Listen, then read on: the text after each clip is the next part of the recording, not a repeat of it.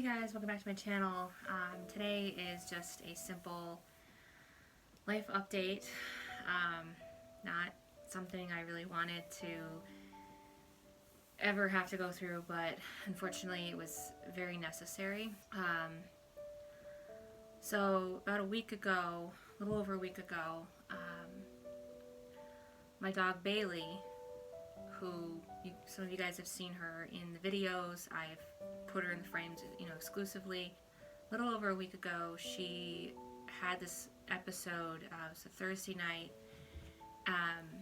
January 7th. She had a bit of an episode where I was sitting here on the bed and her bowls were on the other side of this half wall here, and I heard her crying out, and I heard her crying like softly, and I didn't know what it was, but I got up to investigate because with her back legs, she sometimes would be sitting and it would just be painful for her. Other times she'd get herself stuck, she'd get scared, wouldn't know what to do. So I went to check on her and I found her just over here on her back, like she'd been stunned or something, like something had almost like blown her back or something like that, like she just fell over, and I didn't know what happened. Like I didn't see if she'd had a seizure or a stroke or anything. It was scary. It was really scary to see her in that position. I helped her get up and she was really wobbly on her legs, but I thought maybe she just was kind of trying to catch herself and like regain equilibrium. And then she seemed okay the rest of the night. She, got up, she drank her water, ate her food. We went outside to go potty, everything seemed fine. Friday morning, she seemed fine, and then I went to work like normal, and I checked on her a few times with the camera that I have in the apartment for security, and also I had it to check on her. Checked on her a few times. She seemed fine, like nothing out of the ordinary. She knocked her bowls over, which was usual, it's like an everyday thing for her to do that, so I just didn't think anything of it. And then I got home, and she normally is laying on her bed when I get home, and she doesn't normally get right up, so I didn't, again, it seemed so routine when everything was happening. And I noticed she had messed herself, she'd peed, she had pooped in the corner, and then, but I went to look at her and her eyes were doing this odd like twitch thing, like they were going like side to side, and then she was contorting her body to the right, like just, it was just really weird how that was happening. I didn't know what was going on.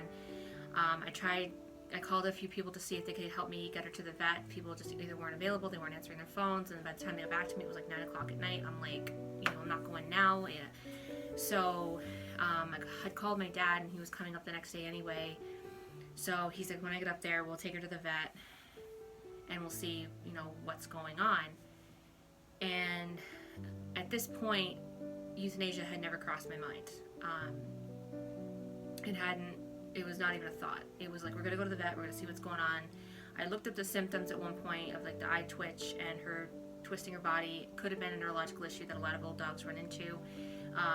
And I was like, so it could be this vestibular disease, or old dog's disease. My dad came up, he got here about 11 o'clock, and he took one look at her.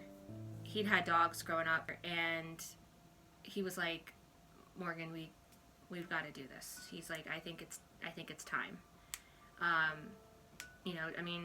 And really, looking back, it definitely was. She ate some food Friday night. Like, I cooked up some sausage meat, and she managed to eat that. She gobbled it right up, so I thought, okay, she still has an appetite, that's good.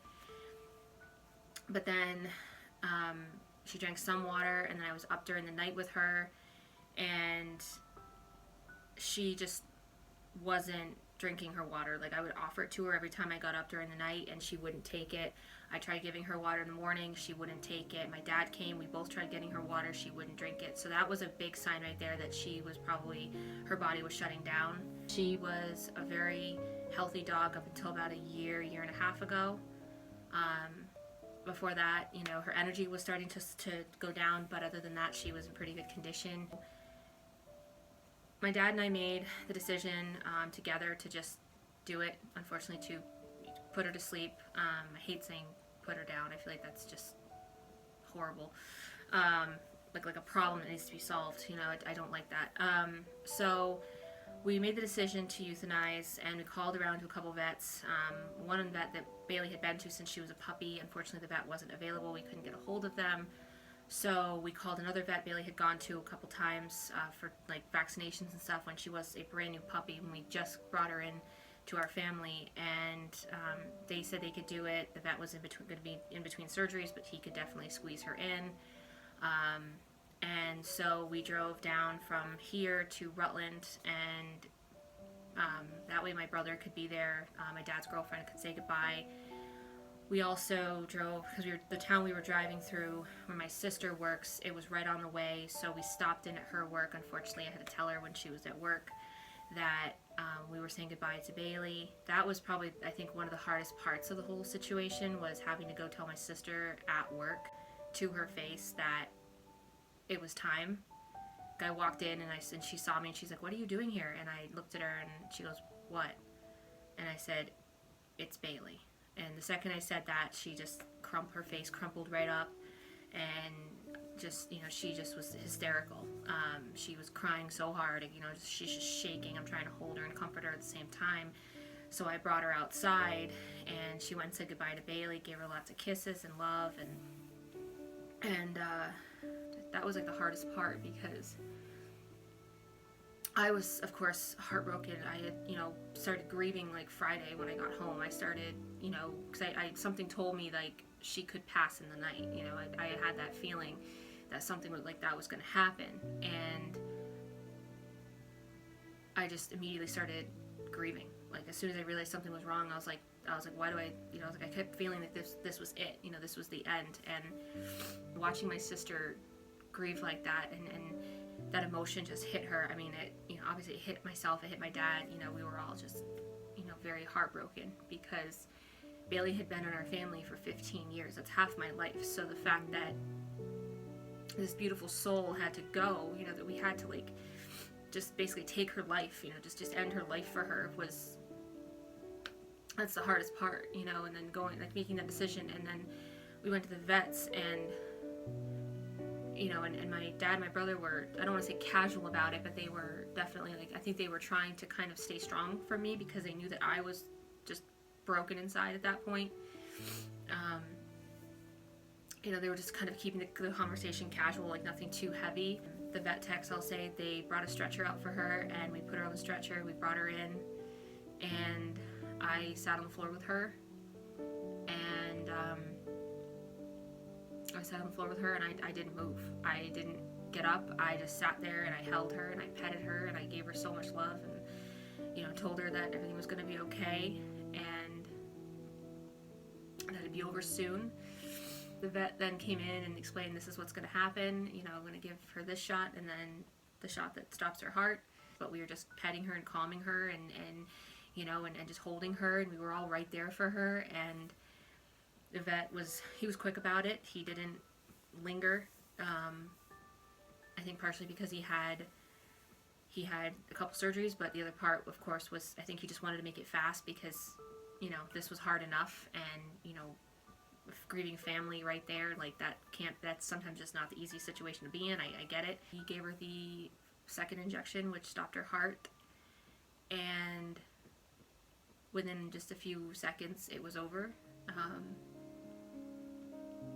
We held her, and I held her paw, and I kept telling her how much we love her,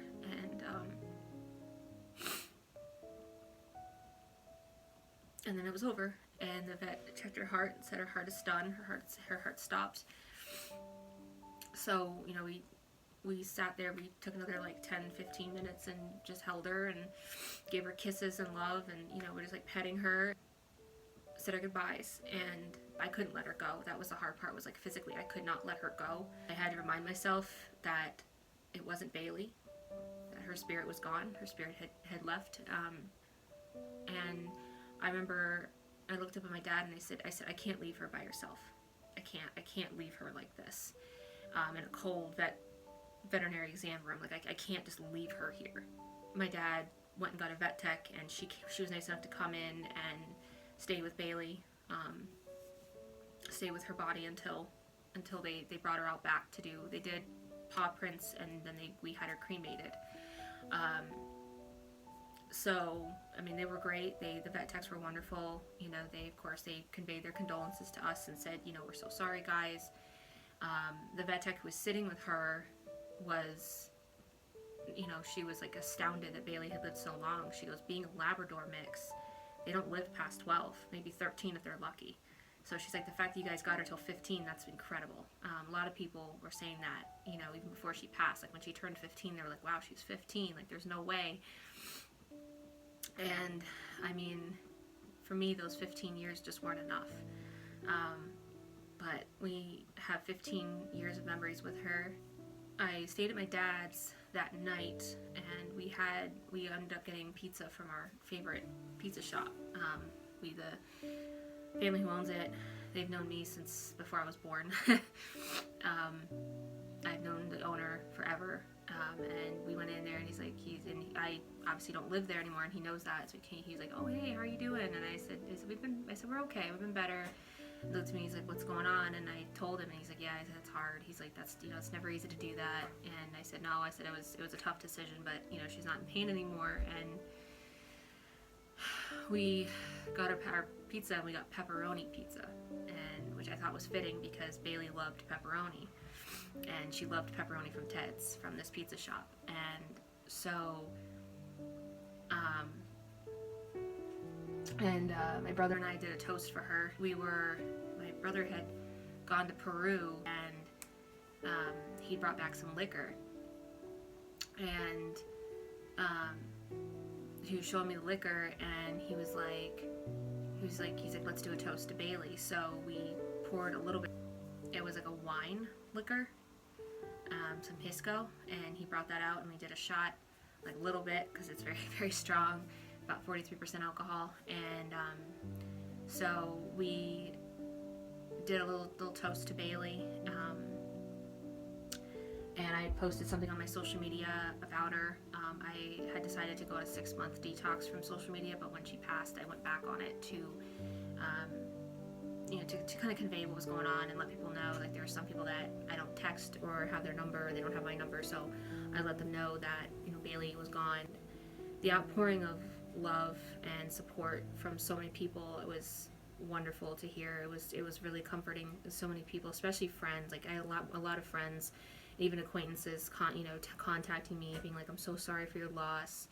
You know, Bailey was a wonderful pup. You know, I love seeing photos of her. I love seeing the videos that you posted. And I actually went through my phone and my computer, and I found old videos of her that I'd taken, and even clips from the vlog here, and I posted them on social media so other people could see them and enjoy them. And my mom texted me, and you know, she's been checking with me a lot lately, asking how you doing. It's been about 8 days since Bailey passed. This morning I moved her bed from the regular spot to another spot in the apartment, just because emotionally I'm not ready to move it yet completely, like take it completely out of the apartment, because it's just, you know, I've accepted that she's gone. I've accepted that I obviously need to move on and live my life. I can't mourn her forever, and I think if she were human and could speak to me, she would say, like, don't grieve for me too long. But I guess it's just, she was so part of my life, you know, 15 years, but she was so part of my routine. She moved up with me in May of last year. So having her for, you know, 8 months, and then her passing, I mean, I'm grateful I got to have her for 8 months with, you know, living with me, getting to spend more time with her, getting to take her outside, you know, and go on Church Street and enjoy the Christmas tree this year, and having Thanksgiving with her and Christmas with her and New Year. Enjoying the time that I had with her, you know, was very much a blessing. But, you know, emotionally, it's like having to put her stuff away or get rid of it or donate it, whatever I'm going to do with it. That's like the hardest part right now. It's that finality of her death. It's the finality, you know, that she's never coming back here. That's like the hardest thing for me right now, is the adjustment period, is getting up in the morning and not seeing her there, hearing a sound in the apartment and thinking, wait, you know, looking real quick, being like, is she bumping the cabinets again, or, you know, is she running into something? The routine I used to have of putting my mirror and my fan up on my bed when I'd leave for work so she wouldn't knock them down and hurt herself, shutting the bathroom door so she wouldn't get in there and get herself stuck, having to cover the bottom half of my chair so she wouldn't try to climb under it through the legs, you know, just like little things like that I did for her safety and her well-being. I don't have to do them anymore, and it's almost like I still do them because I'm still in that mindset of I have a dog, you know. It's just, I feel this whole week has been a struggle. This whole week was like every morning I get up to go to work and it's like I don't want to go. I just want to stay in bed all day. I just want to stay home. I don't want to be there. I didn't want to be around people for a while. I didn't want to be around family. I didn't want to do anything. Like I forced myself to be productive today because I needed to. It's just that reminder of, you know, she was in so much pain and she needed to, you know, it was her time. It was time. It's definitely going to be an adjustment. It's definitely going to be a process. I'm still grieving. I'm still missing her. I moved her bed from one side to the other where her bowls used to be. Not because, you know, I don't miss her or anything like that, but because I know that I need to start slowly moving on. At least getting used to not seeing her bed where it normally is, which is at the end of my bed. You know, basically just trying to slowly process through this grief and move on and know that she's always with me. What's really brought me comfort is watching old videos of her and, you know, watching videos like when she was younger, even, you know, 7, 8 years old, you know, rolling around on the grass or chewing up a bottle, which was her favorite thing to do. Like this was a dog that didn't care for squeaky toys. She didn't care for the rope toys. She just wanted a bottle and sticks. That was all she would play with. We always thought, we were like, that's the weirdest freaking dog ever, because she wouldn't play with squeaky toys. When she was a puppy, I bought her a huge bag of dog toys. Didn't care for any one of them. She did not give a crap about any of them. She loved playing with the stuffed animals. She loved playing with sticks outside. She loved playing with plastic bottles. She wouldn't play with anything else. Occasionally a glove, and that was about as far as it would go. She was an odd dog, but she was a sweetheart nonetheless. And that's what brings me comfort, is watching those videos and just remembering how vibrant she was, and looking back in the last couple months and how she was truly starting to process out of life. And the last, you know, couple days before she passed, I mean, that Thursday night, that Friday afternoon, and then the night between Friday and Saturday, and then just not drinking any water, eating any food other than the sausage I gave her, you know, just really, I mean, quite a juxtaposition to her even 5 years ago. So the fact that, you know, it happened when it happened, as hard as it is, brings me comfort to know that she did live her life to the full, and she wasn't robbed of any time. Her body started shutting down. Her body was done. So I should have said, make sure you have tissues nearby. Yeah, so a bit of a short video, but I figured I'd give you a life update and just kind of, you know, that's why I've been off for the last couple weeks. So yeah. Bailey! Hi, baby! Bailey, come here. Bailey! Bailey, get over here. Come here. Hey, Bailey. Bailey, stop.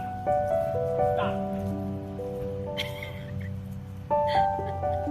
Bailey. So much for no leash there, Dad. How's that bottle taste? This is why I never bought you toys when you were a puppy. You don't need them.